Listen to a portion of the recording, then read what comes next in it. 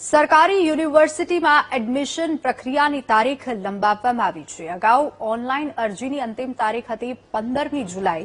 જો કે અરજીની તારીખ લંબાવીને 21 જુલાઈ કરવામાં આવી છે। જીકાસ મારફતે વિદ્યાર્થીઓને આપવામાં આવે છે પ્રવેશ અને ઘણા વિદ્યાર્થીઓને ફોર્મ ભરવાના બાકી હોવાથી રજૂઆત કરાઈ હતી।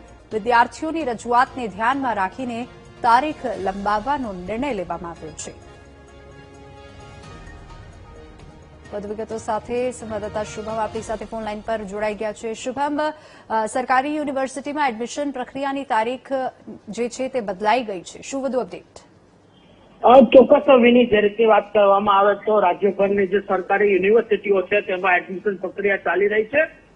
સૌપ્રથમ જે જીકાસ મારફતે એડમિશન આપવામાં આવતા હતા, પરંતુ સીટો ખાલી રહેતા હવે જે તે યુનિવર્સિટી પોતાની રીતના એડમિશન છે તે આપી શકશે।